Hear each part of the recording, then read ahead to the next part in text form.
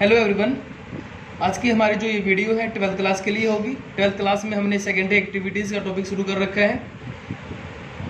मैं आशा करता हूँ कि आप सब ठीक होंगे।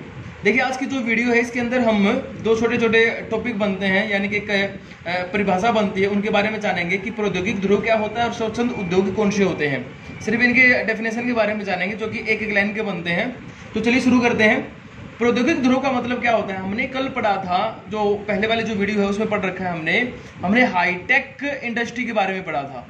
हाईटेक इंडस्ट्रीज, ठीक है। हाईटेक इंडस्ट्रीज का मतलब आप लोगों को पता चल गया था कि जो उच्च प्रौद्योगिकी जो उद्योग होते हैं वो कौन से होते हैं।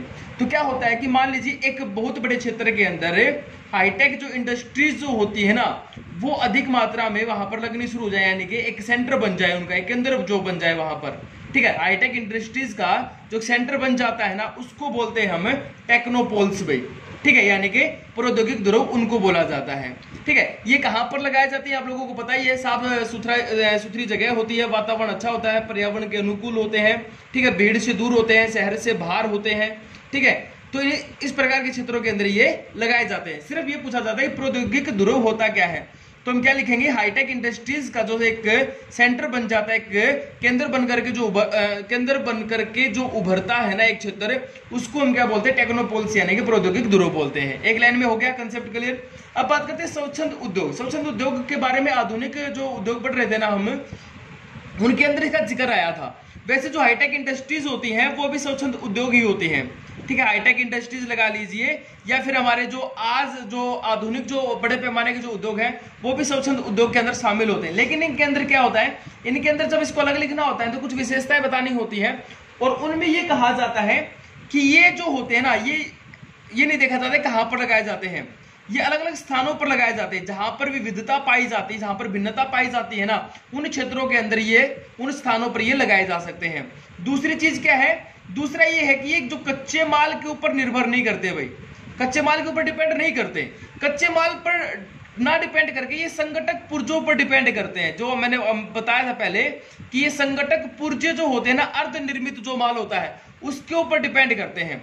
यानी कि यहाँ पर मान लीजिए उद्योग लगा हुआ है, तो इनको ये नहीं देखेंगे कि कच्चा माल यहाँ पर मिल रहा है नहीं मिल रहा है, ये क्या करेंगे, ये संगठक पुर्जे मंगवाएंगे और संगठक पुर्जे मंगवा करके वहां पर एक प्रोडक्ट तैयार करते हैं। आगे बात समझ में।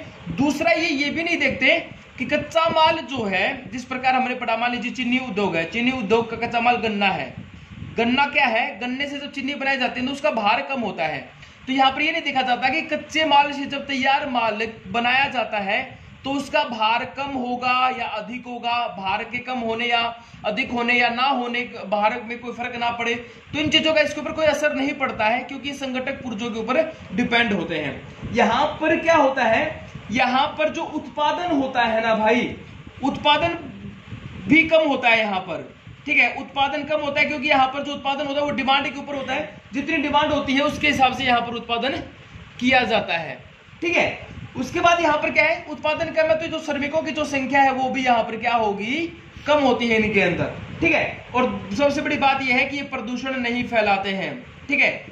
ये बिल्कुल स्वच्छंद जो उद्योग है ना, ये इसी का है। हाईटेक टेक्नोलॉजी का एक हाईटेक टेक्नोलॉजी जो है ना, वही उसी का एक रूप है, यानी कि वही मान लेंगे, वही है ये, ठीक है। लेकिन यहाँ पर इनको स्वच्छंद उद्योग बोला गया। बस यहाँ पर क्या है कि कच्चे माल की बजाय संगठक पुर्जों पर डिपेंड करते हैं, कहीं पर भी इनको स्थापित किया जा सकता है, ठीक है। प्रदूषण नहीं फैलाते हैं, साफ सुथरी जगह पर लगाए जाते हैं। और सबसे बड़ी बात यह है कि इनको वहां पर स्थापित किया जाता है जहां पर श्रमिक, कच्चा माल, संगठक पुर्जे आसानी से पहुंच सके, यानी कि ये परिवहन के द्वारा अच्छी प्रकार से जुड़े हों, यानी कि सड़क मार्गों के द्वारा अच्छी प्रकार से वो स्थान जुड़े हुए होने चाहिए, वहां पर स्वच्छंद उद्योग स्थापित किए जा सकते हैं। तो मैं उम्मीद करता हूं कि आप लोगों को ये समझ में आ गया होगा। वीडियो को ध्यान से देखिए, अपनी बुक पढ़िए, और उसके बाद भी अगर कोई दिक्कत है तो मुझे कमेंट में बताइए। और हाँ, इनकी जो आप लोगों को जो डेफिनेशन समझ में आई है तो मुझे कमेंट में जरूर बताइए कि आप लोगों को समझ में क्या आया, इनकी डेफिनेशन आपके अकॉर्डिंग क्या बनेगी। Thank you.